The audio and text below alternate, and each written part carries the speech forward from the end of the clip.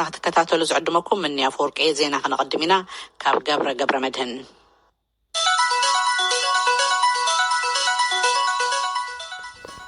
زينا كسمعكم ኢትዮጵያ ንመጀመሪያ ግዜ ናይ ኮቪድ-19 ክትሃበድ ምርካባ ከም ሃገር ዓብይ ዕለት እዩ ኢለን ሚኒስትር ጥዕና ኢትዮጵያ ዶክተር ሊያ ታደሰ ትስቢት ካብ ዝግበር ፈላማይ ክታበት ኣስትራዘኒካ ምዃኑ ገሊፀን ኣለዋ ትማል ሰንበት 28 ለካቲት 2013 ዓ.ም ናብ ኢትዮጵያ ዝኣተወ መጠን ክታበት ኮሮና ቫይረስ 2,200,000 ምዃኑ ሚኒስትር ጥዕና ዶክተር ሊያ ታደሰ ተዛሪበን ኣለዋ ይብል ፀሓይ ዳምጠው ዝለኣኸቶ ጸብጻብ ኢትዮጵያ ሰብኣዊ ኮሚሽን مقلاس نمرز ኣብ ትሕቲ ዝብል መሪሕ ቃል ዝኽበር ናይ 2013 ዓመተ ምህረት ዓለም ለኸ መዓልቲ ደቂ ኣንስትዮ ምኽንያት ብምግባር ሎሚ ኣብ ዘውፅኦ መግለጺ ኣብ ውሽጢ ሒደት ኣዋርሕ ክካየድ ትፅቢት ዝግበረሉ ሻርሻይ ሃገራዊ ምርጫ ናይ ደቂ ኣንስትዮ ማዕረን ነፃን ተሳትፎ በሩ ክፉት ክኸውን ጻውዒት ኣቕሪቡ ከምቲ መግለጺ ብፖለቲካዊ ምርጫ ሕጽዩነት ብምምራጽን ብምርጫ ፈጻሚነትን ከምኡውን ብዝተፈላለየ መልክዑ ኣብ መስርሕ ምርጫ ዝሳተፋ ደቂ ኣንስትዮ ጾታ መሰረት ዝገበረ ናይ ጽልኢ መደረን ንካልኦት ጾታዊ መጥቃዕትታትን ከይቃልዓ ኩሉ በዓል ብጽሒት ክከላኸል ጻውዒት ኣቕሪቡሎ ይብል ጸብጻብ መለስካቸው ኣምሃ ኣብ የመን ከተማ ሰንዓ ኣብ ሓደ ናይ ፍልሰተኛታት መጽንሒ ብዝወረደ ሓደጋ ብርክት ዝበሉ ሰባት ምማቶም ናይ ሕብራት መንግስታት ጉዳይ ፍልሰተኛታት IOM ኣፍሊጡ በቲ ሓደጋ ህይወት ብርክት ዝበሉ ሰባት ምሕላፉን ካልኦት ልዕሊ 100 ሰባት ድማ ምቁሳሎምን ንዝተጎዱ ሓገዝ ይውሃብ ከም ዘሎን IOM ኣፍሊጡሎ ገልሞ ዳዊት ካብ ናይሮቢ ዝለኣኾ ጸብጻብ ምንያ ኣፈወርቂ ክተቕርቦ እያ 45 ዝተባህለ ኣብ የመን ሰንዓ ዝርከብ በቤት ዕዮ ኢሚግሬሽን ተሃገር ኣብ ዝመሓደር መጽንሒ ወይ ከዓ መዳጎን ፍልሰተኛታት ዝተላዓለ ሓደጋ ባርሓዊ ህይወት 8 ሰባት ከተኽፍእ ከሎ 170 ሰባት ድማ ከም ዝቆሰሉ ናይ ሕብራት መንግስታት ጉዳይ ስደተኛታት ኣፍሊጡሎም ብሰንኪቲ ዝወረዶም ጉድኣት ኣብ ሕክምና ካብ ዝርከቡ 9 ዝኾኑ ብጽኑዕ ዝተሃስዩ እየን ክብላ ዳይሬክተር ዓለም ለኸ ትካል ፍልሰተኛታት IOM ካርሜላ ጎዶ ገሊፀና ኣለዋ IOM ምዝምልከቶም ኣካላት ብምትሕባር ነቶም ፍልሰተኛታት ግቡእ ክንክን ይገብረሎም ኣለውን ኢለን ኣብ የመን ወኪል UNHCR ጂን ኒኮላስ ቢየዝ ብወገኖም በቲ ፍጻሜ ከም ዝሓዘኑ ገሊፆም ምስ IOM ካልኦት መሻርክቲ ኣካላትን ብምዃን ነቶም ስደተኛታት ሕክምና ክረኽቡ ይሰርሓሉ ኢሎም ኣለዉ IOM ዘይግነቶቶም ፍልሰተኛታት እንተዘይገለጸ እኳ ኣብ የመን ዝነብሩ ኢትዮጵያውያን ፍልሰተኛታት ግን በቲ ሓደጋ ዝሞቱ ትውልደ ኢትዮጵያውያን ይብሉ ኣቶ ታጁ ሸሪፍ ወኪል ፍልሰተኛታት ኣብ ሰንዓ እዮም መበገሲ እቲ ሓደጋ ኣብ መንጎ ፖሊስን ኣብቲ መጽንሒ ወይ ከዓ መዳጎኒ ዝነበሩ ፍልሰተኛታትን ብዝተፈጥረ ዘይምርድዳእ ዝሰዓበ እዩ ይብሉ ማናይዳ ኢሳን መንከሰስ የለን ሰበቡን ምትክሪ በመሰበበ ገያምቲ እቶም ኣብቲ መዳጎን ቦታ ዝነበሩ ሰባት ዝተተሓዝናሉ ብቑዕ ምኽንያት ኣይኮነን ወይ ፍትሕና ወይ ከዓ ናብ ሃገርና ምለሱና ብምባል ካብ ንጎ ጀሚሮም ምግቢ ናይ ምሕሳም ኣድማ ከም ዝገበሩን ድሕሪ ቀትሪ ሓይልታት ጸጥታ መጺኦም ነዚ ኣድማ ዘተሓባበረ መን እዩ ምባሎምን ንሳቶም ከዓ ዘተሓባበርና የለን ግን ጸገምና መፍትሒ ንደሊ ከም ዝበሉን ኣብ መንጎ እዚ ዘይምርዳእ ተፈጢሩ እቶም ሓይልታት ጸጥታ ዘንብዕ ጋዝ ተኪሶም እዚ ከዓ ምስ ፍርናሽ ተተሓሒዙ ነቲ ቦታ አንዲድዎ ክወፁ ስለዘይከኣሉ ህይወት ጠፊኡ ኢሎም ኣለዉ ኣቶ ታጃስ ዒቦም ካብ ቀረባ ግዜ ነጀው ወረቐት ፍቃድ መንበሪ ኾነ ሓታቲ ዕቑባ የብሎምን ብዝብል ኣብታ ከተማ ዝነብሩ ኢትዮጵያውያን ተኣሲሮም ይብሉ መንነት ዝሞቱ ንምፍላጥ ኣጸጋሚ እዩ ዝበሉ ኣቶ ታጅ ግን ኣብቲ መጽንሒ ቦታ ዝነበሩ መብዛሕትኦም ኢትዮጵያውያን የሚሎም ኣብቲ ቦታ 400 ዝኾኑ ሰባት ይነብሩ ከም ዝነበሩ ሓላፊት ቤት ጽሕፈት IOM ኦሊቪያ ገሊፀና ኣለዋ መንግስቲ ኢትዮጵያ ኣብ ኦማን ብዘሎ ኤምባሲኡ ኣቢሉ ነቲ ሓደጋ ይከታተሎ ከም ዘሎ ወሃቢ ቃል ሚኒስትር ወጻኢ ኢትዮጵያ አምባሳደር ዲና ሙፍቲ ተዛሪቦም ኣለዉ የደረሰው አደጋ በእስር ቤት በተነሳው ቃጠሎ ነው የቃጠሎው መነሻ አልተጣራም እስካሁን እያጣራን ነው እዚ ዝወረደ ሓደጋ ኣብ ቤት ማእሰርቲ ብዝወረደ ባርሓዊ እዩ መበገስቲ ባርሓዊ ዛጊድ ኣይተጻረየን ነጻርዮ ኣለና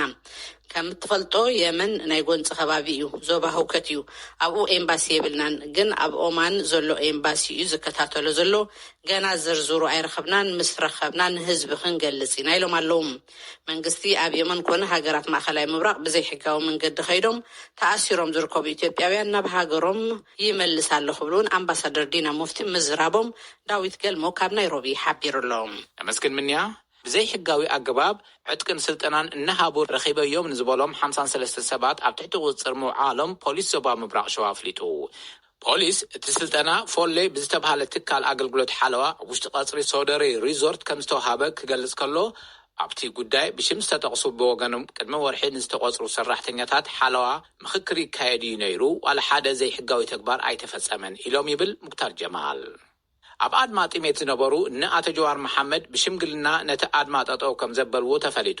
ኣብ ቤት ማእሰርቲ ቃልሲ ጸኒሖም ኩነታት ጥዕንኦም ምስ በኣሶም ላንድማርክ ናብ ዝተባሃለ ናይ ውልቂ ሆስፒታል ዝተወስዱ ኣባላት ፌደራሊስት ኮንግረስ መልሲ መንግስቲ እንደሊ ኢና ክብሉ ሕቶታት በመልዓል ድሕሪ ምጽናሕ ዓበይቲ ዓዲ ብዘቕረቡሎም ምሕጽንታ ነቲ ናይ ጢሜት ኣድማ ጠጠው ኣቢሎም ኣለዉ ይብል ጸብጻብ ሙክታር ጀማል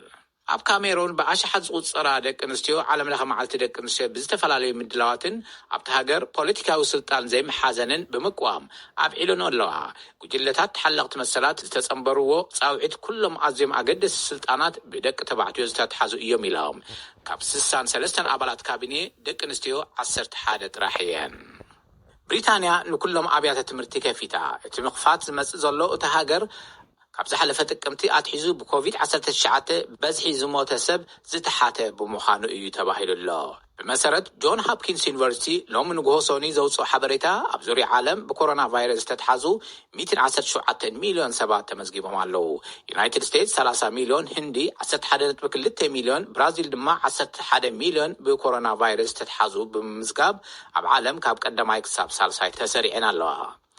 ናይ ሶሪያ ፕሬዚዳንት ባሻር አልአሳድን በዓልቲ ቤቶም ኣስማን ብኮቪድ-19 ከም ዝተተሓዙ ፕሬዚዳንታዊ ቤት ጽሕፈት ሎማዓንቲ ሶኒ ኣፍሊጡሎ ኣብ ጽቡቕ ጥዕና ይርከቡ ኩነታቶም ድማ ዝተረጋግአ እዩ ይብል መግለጺ ፕሬዚዳንታዊ ቤት ጽሕፈት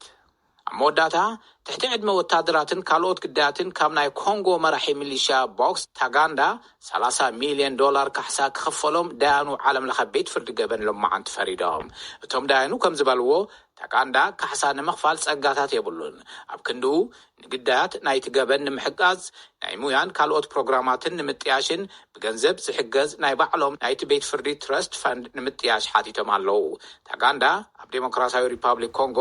ካብ 2002 ክሳብ 2003 ኣቋጽራ ፈረንጂ ወታደራዊ መራሒ ሚሊሽያ ኣብ ዝነበረሉ እዋን በቀትለት ጾታዊ ዓመፅን ካልኦት ጭካነታትን በመፍጻም ኣብ 2019 ኣቋጽራ ፈረንጂ 30 ዓመት ተፈሪድዎ ኣሎ ብሰንኪቱ ውግእ ኣማእቲ ሲቪላት ተቃቲሎም ብዙሓት ኣሽሓት ድማ ተመዛቢሎም እዮም ብፖለቲካዊ ልምሰትን ዓሚቕ ቁጠባዊ ቅልውላውን ዝተቆጥዑ ናይ ሊባኖስ ናይ ተቃውሞ ሰልፈኛታት ተቐጻጸልቲ ነገራት ብምንዳድ ንቁልፊ መንገድታት ከም ዝዓፀው ተፈሊጡ እቲ ሃገር ኣብ ውሽጢ 10 ዓመታት ዘጋጠማ ዝኸፍአ ቁጠባዊ ቅልውላው እዚ ድማ ብኮሮና ቫይረስ ተጋዲድሎ ዋጋ ኣቑሑት ሰማይ ኣብ ዝዓረገሉን ልዕሊ ፍርቂ ህዝቢ እቲ ሃገር ኣብ ትሕቲ ፀፍሒ ድኽነት ይነብሩ ኣብ ዘለውሉን ዝተኸፋፈሉ ፖለቲከኛታት እቲ ሃገር ልዕሊ 6 ኣዋርሕ ካቢኔ ክምስርቱ ከም ዘይከኣሉ ተፈሊጡሎ ዜና ኣብዚ ይፍጸም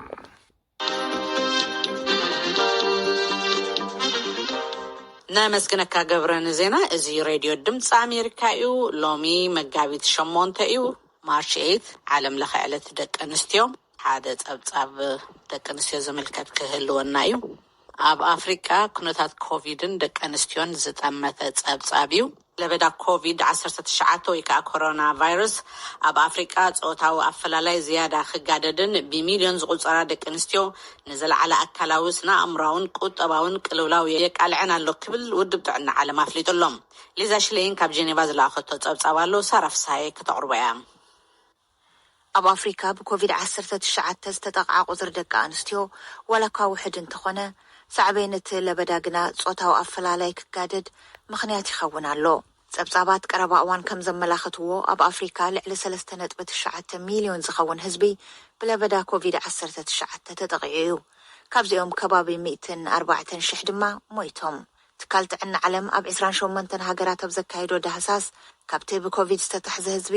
41 ሚእታዊ ደቂ ኣንስትዮ ይብል ሰሞያ ጥዕና ብኮሮና ቫይረስ ተጠቕዓ ቁፅሪ ደቂ ኣንስትዮ ካብ ደቂ ተባዕትዮ ዝወሓደሉ ምኽንያት ከብሩ ከለው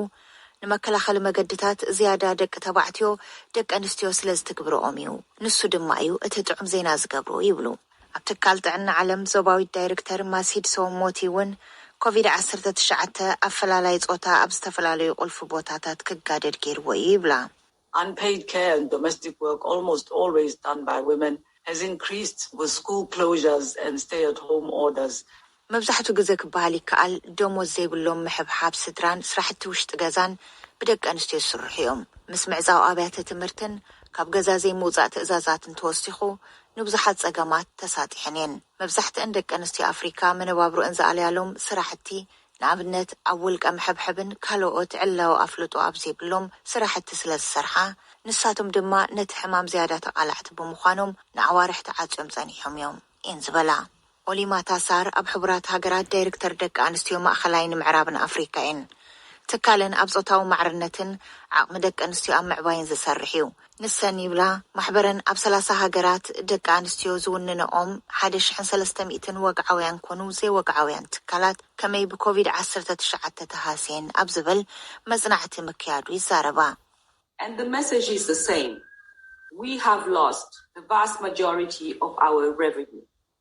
እቲ ዝረኸብናዮ ሓሳብ ኩሉ ሓደ ዓይነት እዩ መብዛሕትኡ ኣታዊና ሲኢናዮ ዝብል እዩ ኣብ 30 ሃገራት ዝረኸብናዮ ደቂ ኣንስትዮ እቲ ምዕፃውን ክልከላታት ምንቅስቓስን ስራሕቲ ንግድና ብዝለዓለ ኩነታት ሃስይዎ እዩ ይብላ እየን ዝበላ